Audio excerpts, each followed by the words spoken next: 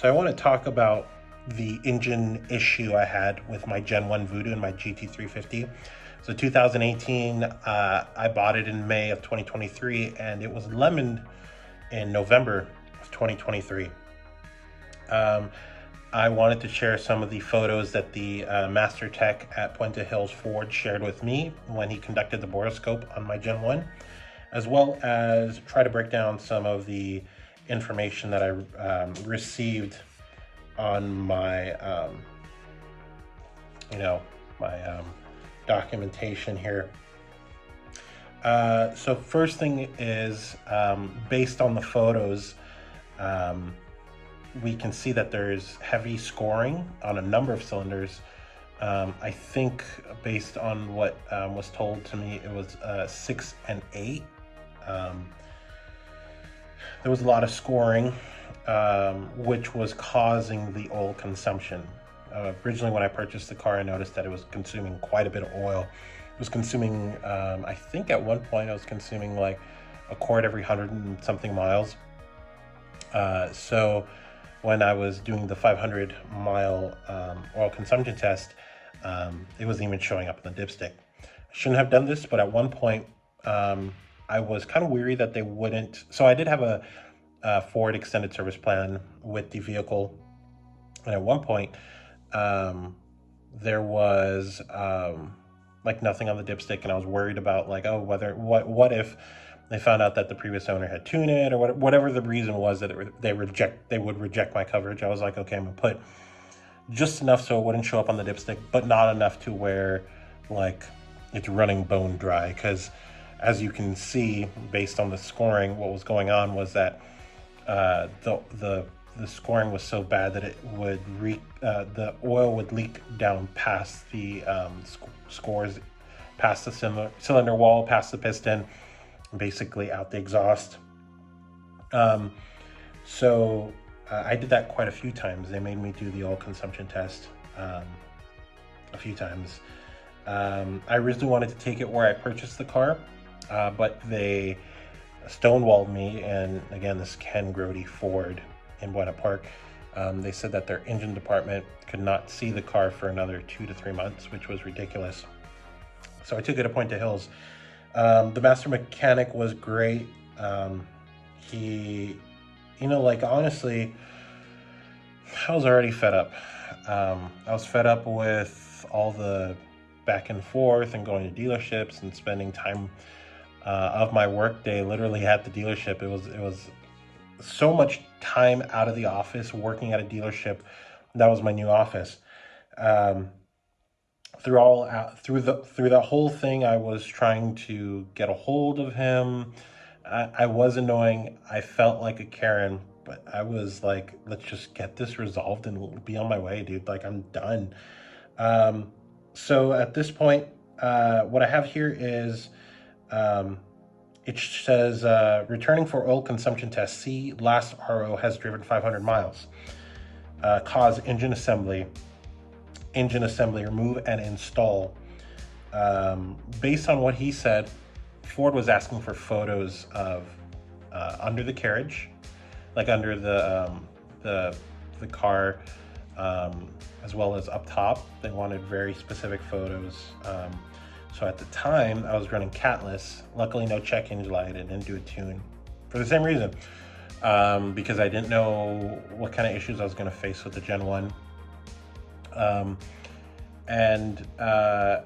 went and I put my cats back on. Yeah, like right before they needed photos. So they took photos, and they determined, I think they were asking for like a leak down test and a few other things. I can't remember what else they were asking of him, but he had to actually call Ford hotline and be like, dude, like what's going on? Like this shouldn't be because Ford, I guess, was trying to pull his leg and trying to find a reason to reject the coverage. Keep in mind that these motors, from what I've heard, are anywhere from $20,000 to $30,000. I understand Ford's position on this, but at the same time, it's for an end consumer. It shouldn't have been Ford to replace the motor. First thing. Second thing, it should have been, like I stated in my other videos, Ken Grody should have never sold this vehicle, period. Even if it wasn't certified, it shouldn't have left the floor, or not even the floor. Sorry, it shouldn't have left their recon department, I think is what they call it. So that's garbage. So it needed an engine assembly, and remove and install. They ordered all the parts here. It says service engine assembly, remanufactured engine OEM long block. So it was remanufactured. So it was a, it used to be a Gen 1 and it's still a Gen 1. And partly I read somewhere that stated that Ford no longer makes these motors. So if your motor goes, you're getting, you're getting a refurbished block, a refurbished motor. Engine exchange diagnosis, ESP only, inspect. So what they did is they put a, they took my old Gen 1 out. They put a new Gen 1 in when I thought I was get a Gen 2. And here's how I know that it was a Gen 1. Like before let me back up. When I got to the dealership, I looked at the car, I popped open the hood, and I noticed this looks like a Gen 1.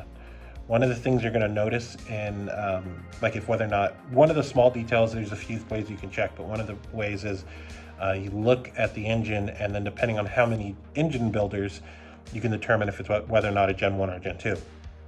There's 2 engine builders for the Gen 1, 1 engine builder for the Gen 2. I guess they changed that for some, maybe, what is it called? There's a term, but essentially it's like being able to trace back who did what. If I would imagine if you had 2 engine builders, it's like, hey, he did it, or he, and then the other guy's like, oh, he made these mistakes. Anyway, long story short, they made that change. So now, accountability, that's what it is. So the accountability, I would imagine, is much more translucent now. So they have all these parts. They said, I asked them specifically, how's the clutch in the Gen 1? Said it looked fine. So I know that my driving, how I drove my car was pretty easy on the clutch, which is a good thing because I try not to do a lot of clutch wear. When I took delivery of my vehicle, I think whoever, did the remanufacturing, or whoever remanufactured that Gen 1 Voodoo, I don't know if it's Ford. I don't know if it's a dealership that has a Ford, technician. I don't know if it's I don't know who does the remanufacturing, but when I took delivery of the vehicle, it was, there was definitely an issue with the motor. It was making a groaning, it was making all kinds of sounds, and when I took it in, they couldn't figure it out, what exactly the issue was. And then it would come and go, and essentially there was, like, at one point they were blaming the drive shaft, they were blaming the rear differential. It was a mess for that noise. And then there was another noise that also came out of nowhere, and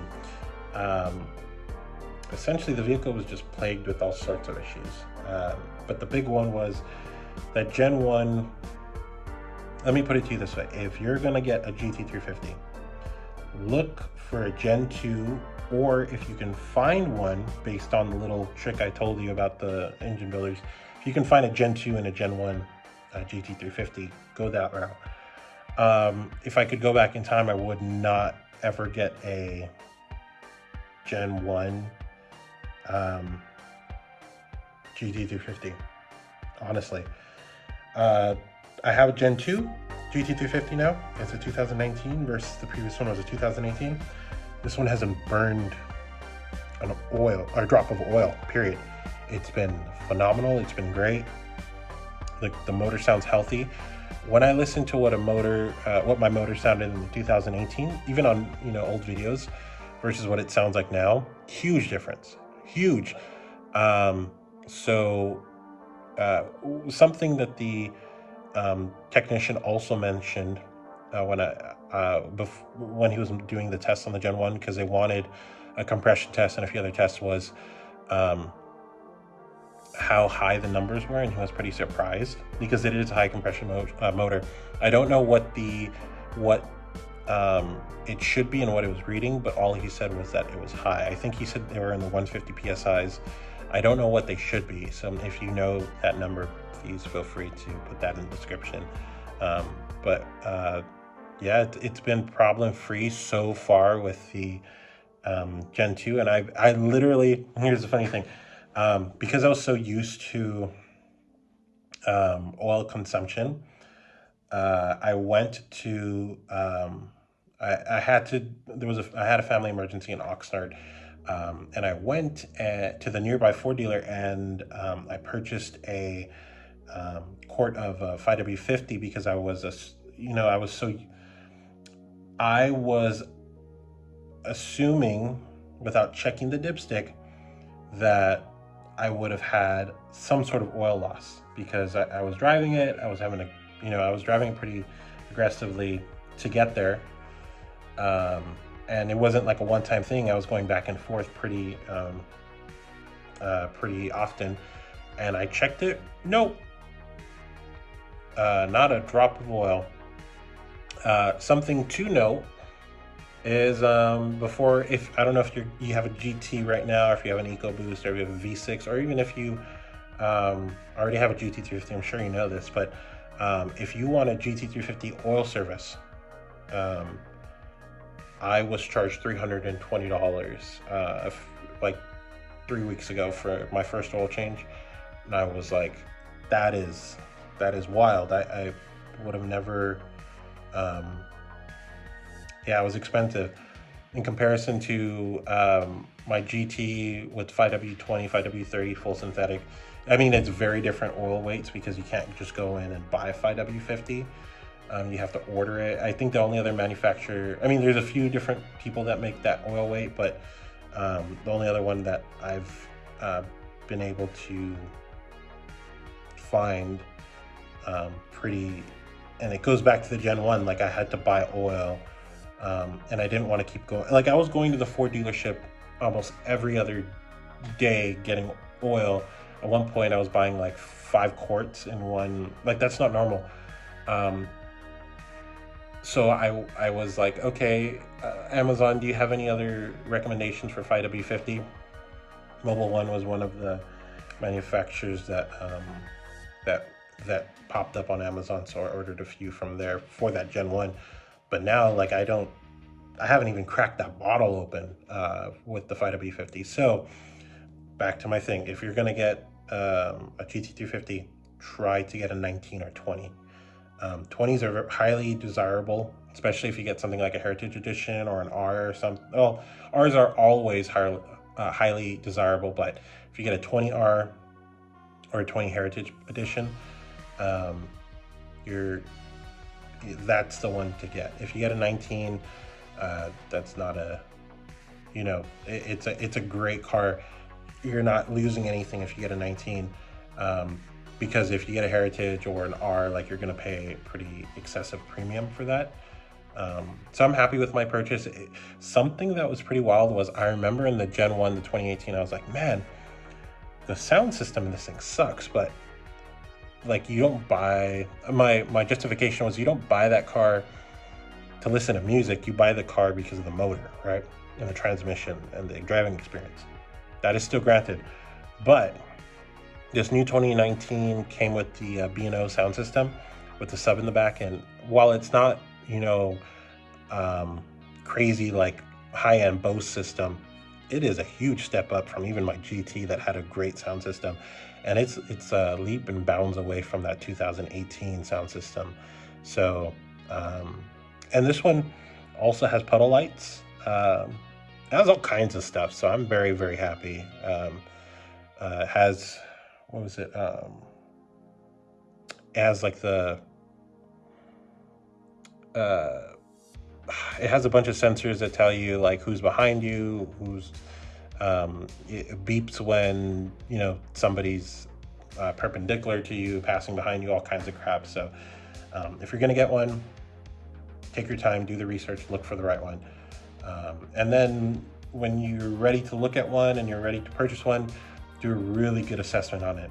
If you had to hire a secondary mechanic, or sorry, a third-party mechanic to do the to check out the vehicle, please do. It'll save you a lot of headache.